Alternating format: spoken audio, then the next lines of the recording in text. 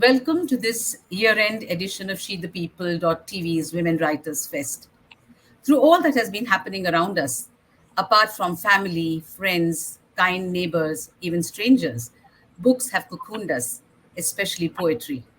Joining me today to speak about their stunning new books, their writing life, what the outgoing year meant to them, and what they look forward to in the coming year are two very special guests, Manjiri Indurkar and Kuhu Joshi, who will speak to us about their new books and about their poetic life. Manjiri Indurkar writes from Jabalpur. She is one of the founders of the Bookshelf Writing Workshop. Her works have appeared in several literary journals. Primarily an essayist and a memoirist, she also writes about cinema and literature. Manjiri is a writer, an editor, a poet, and a teacher. Her chapbook of poetry, Dental Hygiene is Very Important, was published in 2017. She is the author of It's All in Your Head M and the poetry collection Origami I, both published by Tranquebar Westland. Kuhu Joshi is a poet from New Delhi. She is currently based in New York City, where she is a professor of creative writing and English composition. She was a recipient of the Jane Cooper Poetry Fellowship and was awarded an honorable mention for the Academy of American Poets University Prize in 2021. She is the author of the chapbook Private Maps, Humankind Press 2020, and founder of the poetry workshop, The Terrible Joy of Poetry. Her debut book of poetry, My Body Didn't Come Before Me, published by Speaking Tiger, has been released recently.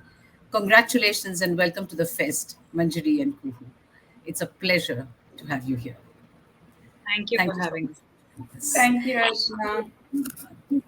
Uh, Manjari, let me begin with you. Your book is titled Origami I and is dedicated to I, who can't make paper boats. I want to know where the title comes from, what your mother thinks of your poetry, and the title that features her. And do you share your work with her? So, to answer your first question, the title comes from a poem in the book. The poem is titled Origami Birds, and there is a line which features the phrase origami I. The idea was that, the relationship I share with my mother, there is a little bit of a dependence that I have, emotional dependence on her, and because I can't take my mother everywhere, it's a very selfish, a little bit cruel idea to fold her in an origami eye and take her everywhere with me. And so that is where the title of the book came from. And I think the idea also fit a little bit perfectly neatly for me because the collection is about my relationship with my mother, which is not always this pure selfless connection that one has. It has a lot of ups and downs, and so I think that there is a certain ruthlessness to turning a human into an inanimate object just for your personal use. So that is one. I do share my poems with my mother. My mother says that I talk about her ailments a lot in my poems, and I don't think enough praises, which is what poetry about mothers is supposed to be. And yeah, have I answered all your questions? So I suppose so. In fact, the very title, when I read it for the first time, I thought of a very pliable human being, who could be folded and portable human being. So I guess that answers it. Thank you so much. Kuhu, the title of your book, My Body Didn't Come Before Me. It's categorical, it's fierce, it's defiant, It's like saying, don't mess with me kind of thing, which I love. Well, you were diagnosed with scoliosis at 12, and it's been a challenging, painful journey. Now, do you recall the moment when you said to yourself, after being scrutinized and after being under the gaze, now please shift your critical gaze. My body is not me. There must have been that moment when you felt that very strongly. So, what led to choosing this title? And you've mentioned elsewhere that it's a chant, it's a spell. I love that. Can you explain, please? Yeah, I don't think there was one critical moment actually, but I do remember when I wrote this poem. It's a poem from the book that's now titled Big, and I titled it "My Body Didn't Come Before Me." And when I wrote that phrase, it was new to me as well. It was a surprise. I was like, "Oh, what have I written? What does this actually mean? What do I mean by my body didn't come before me?" It was an odd line, an odd phrase thing to say, and it intrigued me, and I think it kind of challenged me to think more about what does it mean for the body to come before you as a person and always be under a societal gaze. And when I was thinking of what to title the collection, I was thinking of what unifies the poems, because there are many themes. There are themes of selfhood, womanhood, just negotiating different spaces where the body becomes central, like in love, in family relationships. And I came to the conclusion that it's actually my feelings about my body that hold the collection together. And I came back to this phrase that surprised me, that intrigued me, that I thought would work as a title here as well. Yeah. Oh, you're muted, Archana. I'm sorry. Okay. You've also said elsewhere that it's a chant. So I was wondering whether, you have to sort of tell yourself all the time, look, my body does not come before me. Yeah, definitely. This is something I wake up every day thinking about. Every morning, I have to tell myself that I have to move beyond the restrictions and limitations of and the realities of living in my body. I still very much suffer from severe scoliosis. The complications get worse as you age, and it's something I'm like constantly negotiating and navigating in my everyday life. And that's where the spell-like or the chant-like quality comes from. That it's something I have to reaffirm for myself almost on a daily basis, even now. Okay. So, what were the early influences around you where you grew up? I mean, were you exposed to books or music then? Do you remember having read something that so deeply affected you that you said, well, I too want to write? Yeah, my mom actually made me into a reader and writer, and I've always been interested in music as well. She used to read to me, and songs were always a big part of life growing up. Also prayers and just the mothers and the women, the family praying every day in their private little temples, and those sounds were kind of a background to my life growing up. And so I think I always recognized that there was something similar between that and poetry for me, where it felt like writing towards something larger than yourself, or something that's spiritual inside you, that connects to like songs or prayers. In the universal world. Those were early influences. And of course, like I read a lot. I used to just read a lot growing up in school and in libraries. And I remember things like Enid Blyton and those books about the girls living in dorms and having their little parties. And I kind of, that kind of made me want to write. I wanted to create like worlds out of everyday life. Thank you. Manjiri, I'd like to ask you the same question. And because in some of your poems, you've spoken about your mother singing. There's, I think, a Gita that number. And so what were the early influences around you? And what kind of books did you read? Was there music around you? How did you veer towards poetry? So I think Kuhu kind of answered the question for me as well, because music was all around me. I mean, I grew up in a household which was kind of music obsessed. So like on Sundays, when I would want to wake up a little late, 8:30 is late in back home. And so my dad would just like stand next to my bed and start singing like a Mohammed Rafi song. And so basically those were the voices I was waking up to. And my mother wanted me to learn music. I had no musical gifts, but like she tried. And uh, and so I mean, I was the kind of kid who at the age of 6 was like singing these black and white movies like from the 50s or 40s songs in school competitions, and just wowing everybody, how does this kid know? So that connection between music and lyrics was very very apparent to me, and I wanted to write like Gulzar. I haven't been able to, and I still aspire to write a song someday. But yeah, music definitely, Bollywood definitely was like a very heavy influence. Then of course, in Blighton and like all the romances that you read, from like the love story to whatever, like Harry Potter, everything that I was reading as a kid, and I was a voracious reader, and so those things obviously affected me. But I don't think I wanted to be a writer always. I used to write a lot. I used to write like in school competitions, and I used to win all of those prizes and whatever. But like I never thought that I could be a writer. It was a professor in college who pushed me towards it, saying that it's something I'm good at and I should pursue it. And yeah, I think that was that. We thank the professor. And your previous work, It's All in Your Head, was a memoir. Okay. Now, that was quite an excavation. So, did you have to take a break before beginning to write Origami Eye? And if so, how long did you let your mind lie fallow? And what did you do during that time? And in fact, I want to know if the seeds of writing this book got planted then.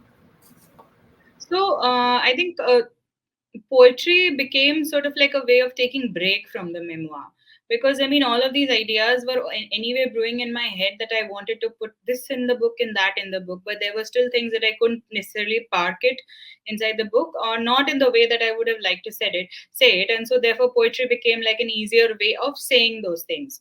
And so like a bunch of these poems were written actually during when I was writing the memoir, and during that period. And then of course the pandemic happened, and it was just devastating.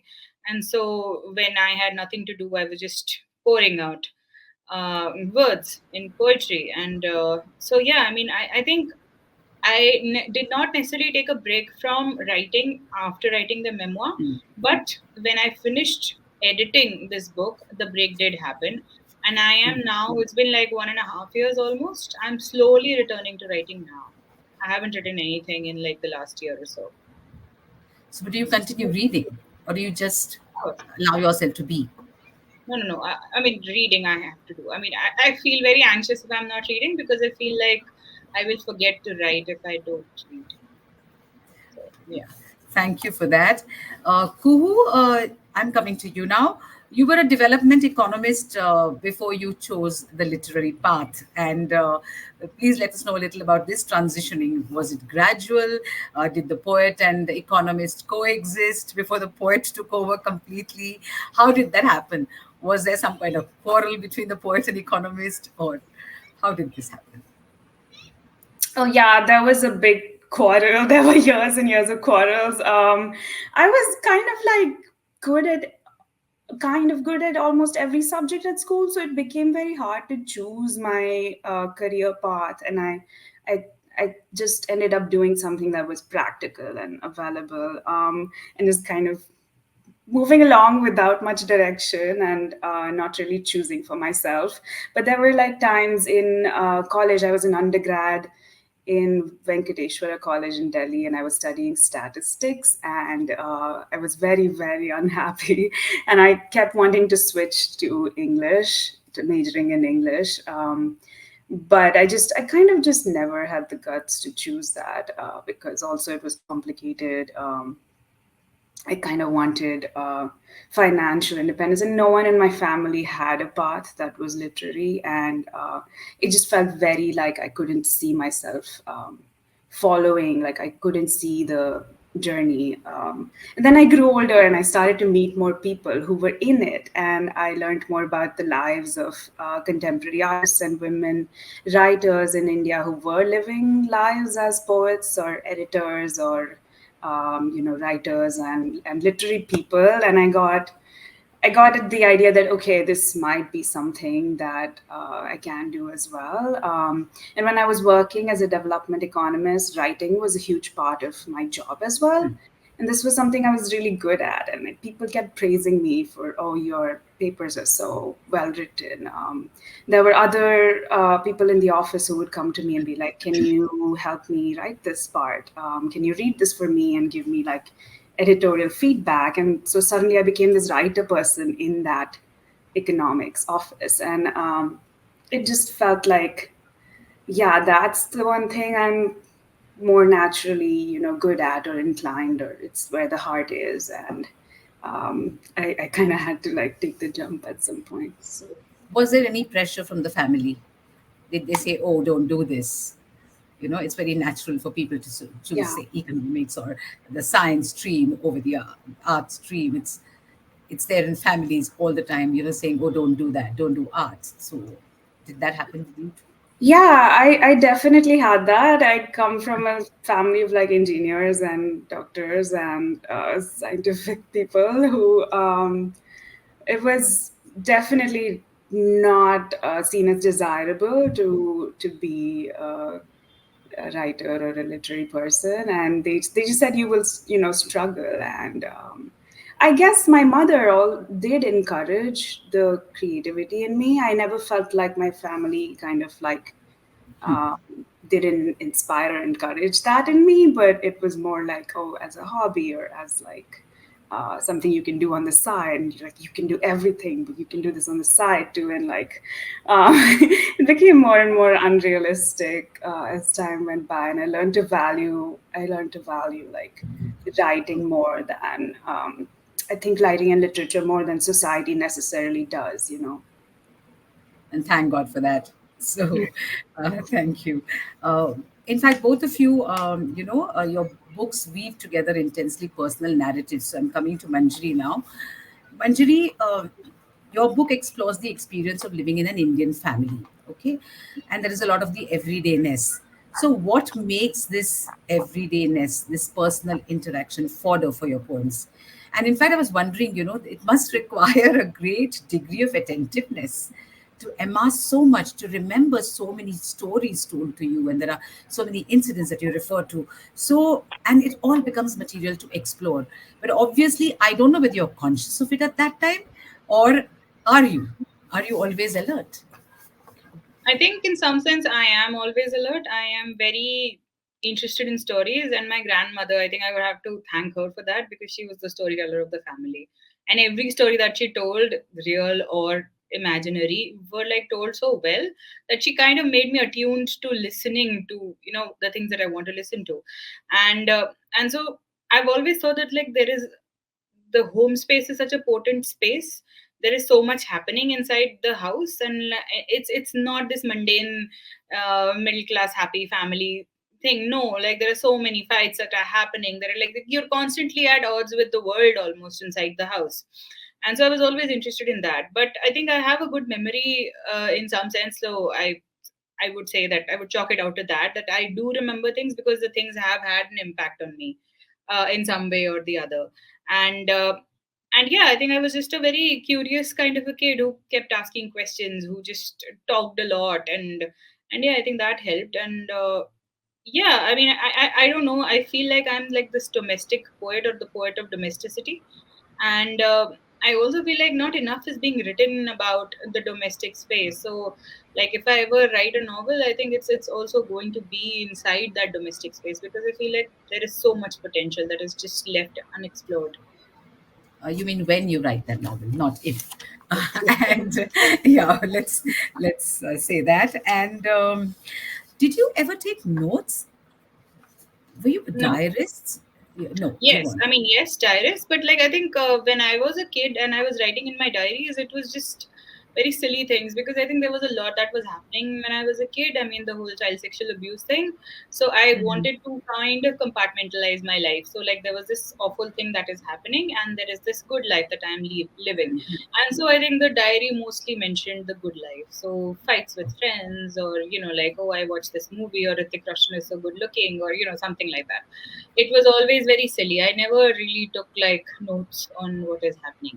But I think I have this habit of making mental notes of things, and somehow they stick.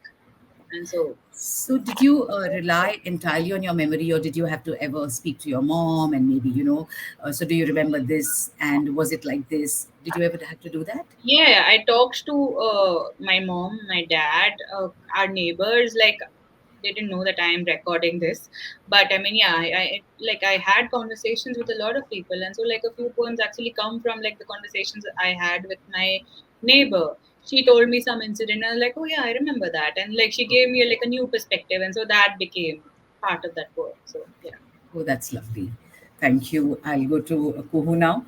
Kuhu, you too have spoken about how your chronic condition affected the whole family, and as also how it was your mother who always knew what to do when others did not. And that is why I think mothers feature in both your works. And you also speak about how it was natural for the body and the family to be your subjects to write about. Now, tell us more about this, what you've called choicelessness. You've said in elsewhere that this was choicelessness. I mean, there was nothing but the body and the family to write about. Tell us a little more about that. Yeah, when I was diagnosed for years, I kept thinking, why me? Why is this happening to me? There was no cause and no cure as such, but like there was no cause, and that really stuck with me. How it's choiceless. You don't really get to decide on the body that you are born with, and what it's going to become and grow into. You can do your best. I do yoga every day to manage the pain associated with scoliosis, and it helps a lot. But still, inherently, it changes your life if you are diagnosed with a condition or you have a disability of some sort. And I don't know, I think it related a lot to how you also don't choose the family that you are born into. And you get to choose your friends, you get to choose lovers, you get to kind of choose, they're like your chosen family, but you don't get to choose your mom and dad and your siblings. And it's kind of like, here are all these important relationships that are just given to you, and you have to learn as an individual to navigate your selfhood in those interactions in between them. So that's kind of what the choicelessness, where it came from for me, how it just happens. Yes, and you wrote this book over two, you said, very difficult years. And you've mentioned that you wrote to save your life. Now, tell us how writing gave you your lifeline. Did you expect to heal through writing, or did you feel compelled to write and the healing was a kind of gift at the end of it? I'm assuming you felt healed at the end of it after you wrote it all. So tell us a little more about that. Yeah, definitely. It was definitely cathartic, and felt like a shedding of sorts every time I'd write a poem about something that was difficult or challenging from my childhood, or interactions with medical spaces or doctors that left me lacking agency. And I think writing helped me kind of regain that agency over my own stories and narratives. Um, it was also like in society, you hear about, if you have a disability or you have a chronic illness, you are supposed to overcome it or triumph over it and heal from it. And I could never really relate to that fully. I kind of felt like it's more of a constant navigation and management, and that's how my life had been. So I wanted to like write to kind of reclaim that narrative for myself and bring forward my own experiences. And in that sense, writing became really, really important to me because it helped me put like my own uh, narrative at the forefront, and that gives you agency and a sense of self and healing at the end of it. Yeah. Okay, yeah, I mean, I know that sounds cliche, and people sometimes object to saying, okay, why should you use writing to heal? But there are those who advocate it quite, you Yeah, know, I I really am one of those who just has to write to feel better, even with journaling, and it's more like trying to sort through the thoughts and challenges in your head, and um, often it's harder to communicate or talk about them to people, and the page gives you a space to really just be yourself and not judge, and yeah. okay, thank you. And Manjiri, it's taken Manjiri 5 years to write this book. And Manjari, you've spoken that when you wrote like a person possessed. And you mentioned earlier that you were writing these poems even as you were writing the memoir, and that there was not really a break. And what I find very interesting is you also said that you hid your stories and secrets in your poems. And why did you need the feel to hide? Because it's all going to come out, and we're all going to read it. We are reading it, and but it's a lovely idea. And is a poem a good hiding place? I think there's this quote by Jeanette Winterson, which I love, where she's talking about libraries or books, that it's not a hiding place, it's a finding place. I think that's what poetry also is for me. It's a hiding place for me. I would hide things, but I feel like readers, if they want to find, they can find what they want to. Like, I've always believed that once the writing is out in the world, it belongs to the reader. And so while I've hid my secrets in it, if those who want to find it, they can find and make it their own. uh, I think the need to hide things was because at that point when I was writing those poems, I wasn't ready to share those things with my family or the people around me, the people I love. And because they were hurtful things, painful things, and I just wanted to give them some time to process. And the book would eventually come out and they would find out. I would have to have that conversation with them, which was a difficult conversation to have anyway. But till then, I think the poetry kind of gave me that room to sort of lyrically process the trauma that I was experiencing, even the trauma of writing the book. Uh, that poetry helped me in that. And so I, whatever my fears, I just like parked those fears in the poems. Whatever my secrets or like my things that I didn't want to like, talk out loud, they were just written inside in those poems. Yeah. That's actually a lovely idea. And may I request you to read out a poem for us, Yeah, sure. Manjari? So I'm in Sri Lanka right now. Yeah, thank you. I don't have a copy of my book, but I have my poems. I'll just read.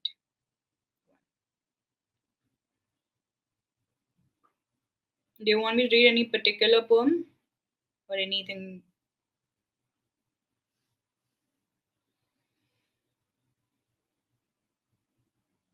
How about load shedding? Sure.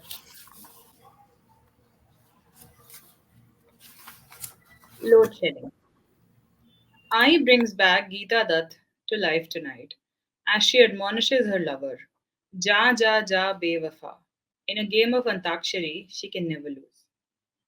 Every time she pokes a needle into her stomach, her insulin resistance breaks through her skin, and cracks in her voice grow branches. In a cement tank overflowing with sand, where a lonely dog sits every morning, I take his place in this night of government supplied darkness. When I fans me with events of yesterday, death, decay, destruction, the usual, an ant colony takes a stroll on my desk and abandons me mid sentence. By the time we are returned to the light, our faces have been altered for the sake of belonging. I grates her fingers to fit into her new body, and we follow her footsteps. And our grated fingers are turned into wall hangings with pretty tassels. I slip into the sand with ease now. My breasts have been chiseled. They gouge through palms. These hands won't close your eyes anymore. Thereafter, with our grated fingers, we return to life, with hopes of forgetting the people we once used to be. Thank you so much. And Kuhu, may I request you to read from your book? Is there a poem that you'd like me to read as well? Um, no, you may choose. You may choose. Okay. Okay. I'm going to choose, it's the poem, it's called Big. I am 10. I stand under the shade of the tallest tree at the center of our garden. My brother does cartwheels. I try to, but I am big. I roly poly down the hill, fold my knees into fetus position, loosen my neck and push my weight forward. I tumble, sky grass, sky grass, thump, tree trunk. Between every roll, I pull down layers of shirt and sweater. Sky grass pull, sky grass pull. I cannot bear my flesh. Who taught me this? Lovely. In fact, this is my favorite too. Thank you so much for that. And Kuhu, how do you begin to plan a new poem? I mean, there's so much, right? There's so much material. So, do you ask, okay, like you sit at your desk and say, okay, how do I write a poem about this? There's something that's, on your mind, and then make a deliberate attempt to write. There could be sometimes an urgency to write, but no lead at all. There is some you want to write, but there's no lead. It could be the other way around, that there is a lead, but the force isn't with you at that time. So, what is your process? It's. I think you're right. It's usually a mix of both, where sometimes there is an urgent subject, and I'm, struggling through a memory or something overwhelming that I need to put down and record or sort through. Other times it's more that I write first and I'm writing to figure out what's on my mind lately, what am I obsessed with right Mhm. now. And then there's usually a triggering subject, there's something that it seems to be about. Um, I'll give you an example. Like I often have, I wrote this whole other manuscript that I thought I was writing poems about my relationship with my father, and all these poems were centered around family relationships. And then I realized at some point that actually I'm writing about my mother way more, and womanhood, and questions of lineage around what's passed down amongst women in a family. So there's usually like kind of a triggering subject, which in this case would be, okay, I'm writing about some challenge I'm facing with my family.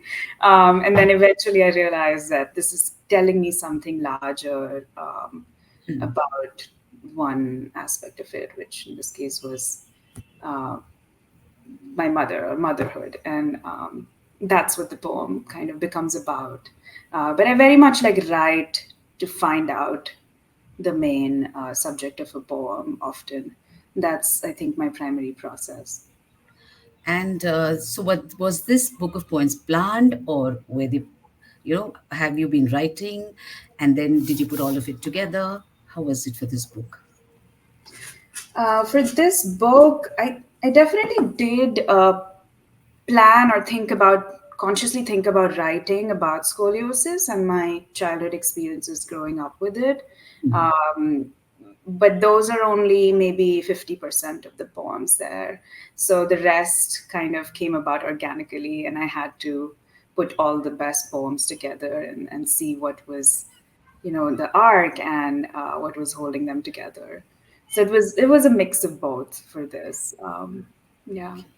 Yeah, thank you. Manjari, how different is it for you? And what is similar? I think Kuhu is mostly answering for me. So maybe I don't need to say anything, but yeah, I think I also write a poem to find out what I want to write about.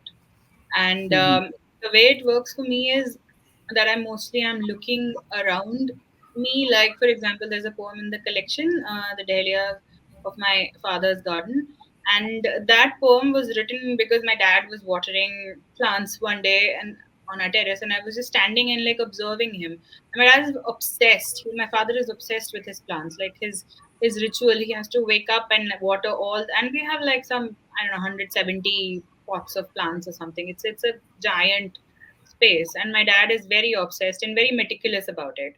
So I was just like looking at how he's tending to those plants, and I thought that there is a poem here somewhere. So it's like that for me. Like something, if I Hmm. notice something and it's kind of stuck in my head, it'll eventually turn into a poem. It's usually like that for me. And but necessarily don't know what I want to say with the poem. It's just a little bit of the poem writing itself. Like after it's Yeah. written, I figure, oh, this is what I wanted to say. Yeah, it works like that. Okay, thank you. And in one of your interviews, you speak about thinking of yourself as a slightly cruel person. That quite startled me.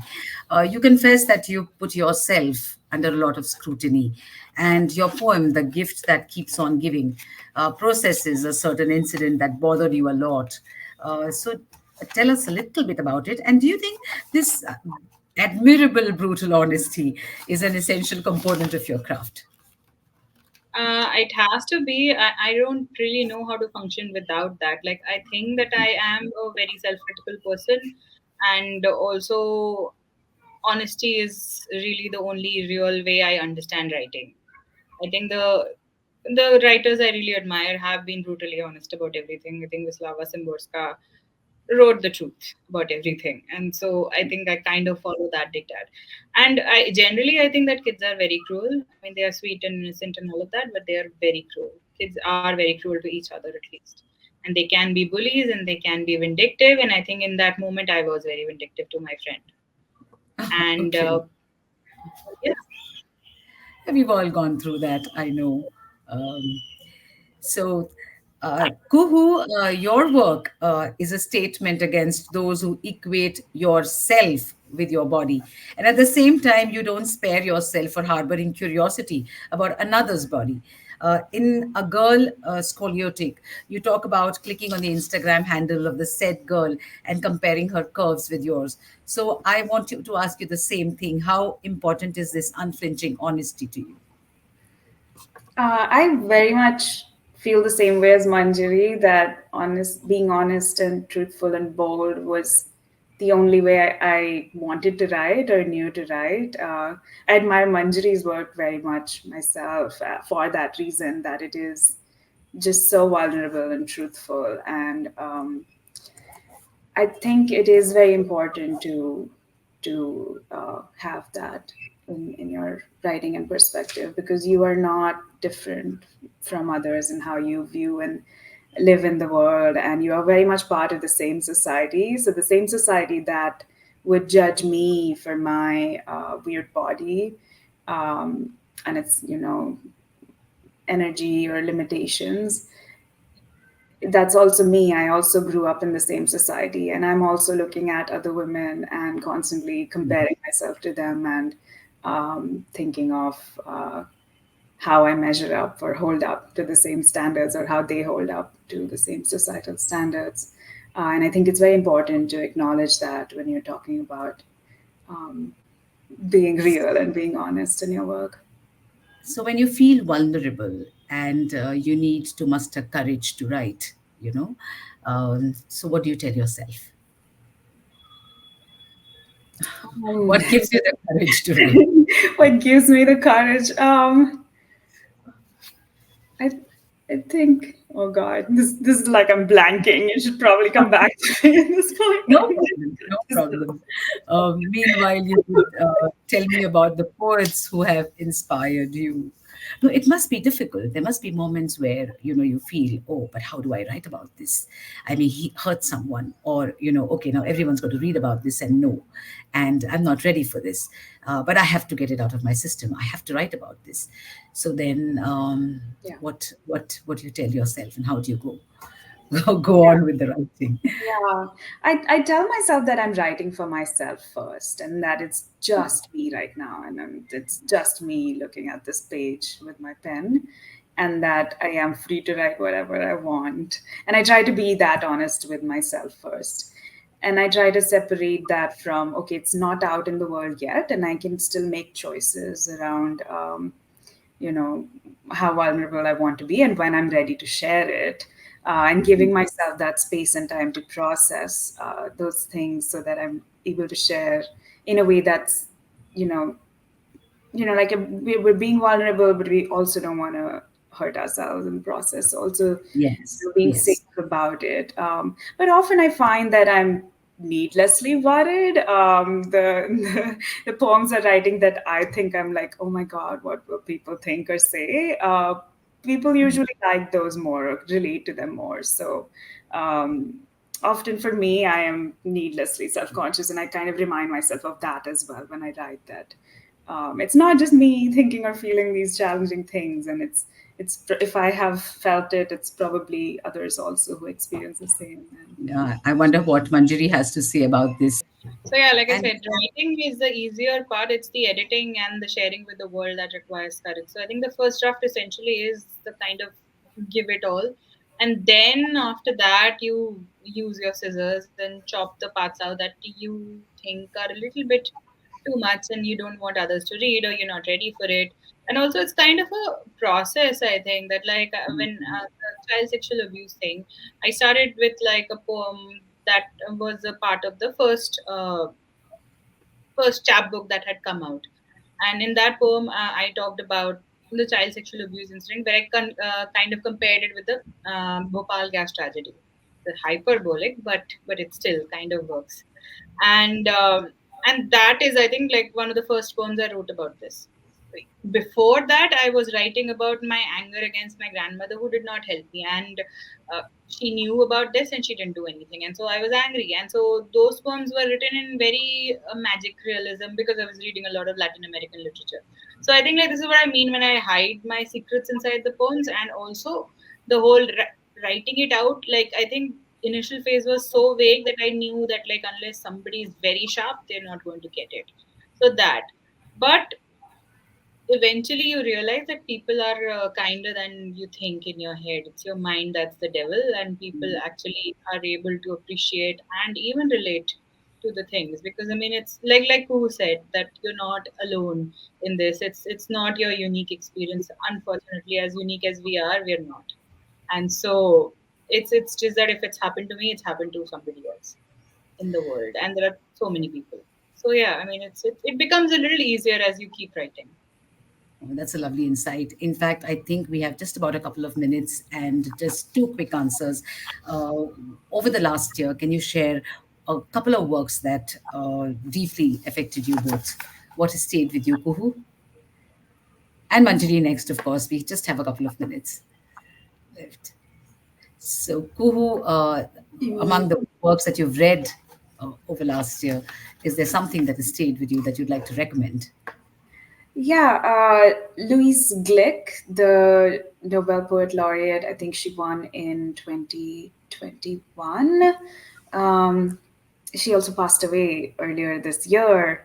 I was deeply influenced by all of her poems lately and have been reading and rereading her collected works. But the book I can recommend is called The Wild Iris. That's my favorite book by her, and it's really And what's on your TBR in 2024? in 2024. I want to read Mossab Abu Toha's Things You May Find Hidden Behind Your Ears. I might be messing up the title, but Mossab Abu Toha is the poet. He's from Gaza, and just writes so bravely and vulnerably about the reality of his life living there in conflict and war. Um, I also want to read just more novels, actually. And I'm looking for novels lately, and Claire Keegan is someone I'm reading right now. Oh, yes. Oh, I love her work too. And Manjari, please add to this your favorite reads from 2023 and what you're looking forward to reading in 2024. So Claire Keegan, the book that came out, the one that won the Booker, that and If I Survive You by Jonathan Scoffery.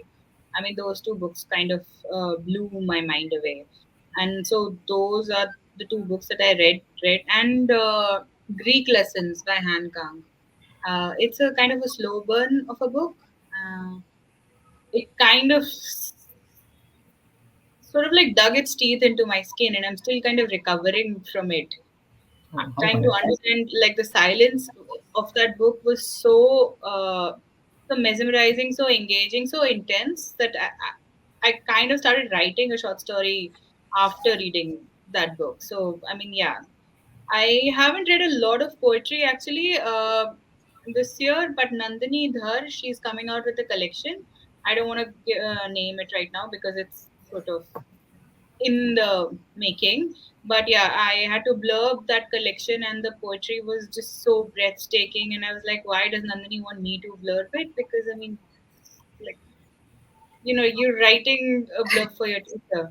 It's just silly and ridiculous. But yeah, I had to do it. She's a friend. She's a very dear friend. But yeah, her collection is that is coming out. And Cold Enough for Snow is a novel that I'm going to read.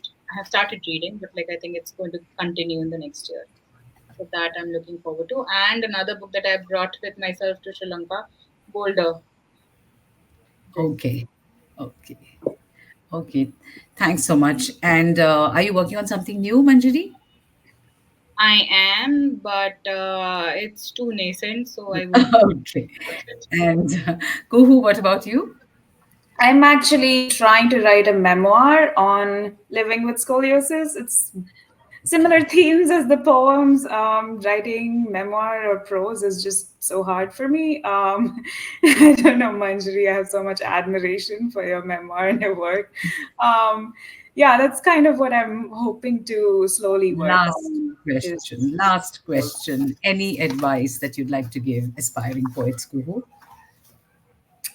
Read a lot, read poetry. If you're writing poetry, find your favorite poets the way we find our favorite musicians and songs. Find like your playlist of poets that you love. And Manjari? I think, yeah, read a lot, definitely. Read a lot, read voraciously, read everything, not just poetry. I think read fiction, read non-fiction, watch the news. I think there is poetry everywhere. It's just that you need to be observant. So I think just become a storyteller. Just like start observing things around you. And there's always so much happening around you. So I think just paying attention to life would help with poetry a lot. Thank you, Kuhu and Manjari. I wish you the very best for the future and a very happy new year also. And thank you for joining us. It's been such a pleasure chatting with you and wishing all our viewers too a very happy new year. Thank you so much for joining us. Thank you, Archana. This was a lovely conversation. You're And most thank you welcome. for My listening to our pleasure.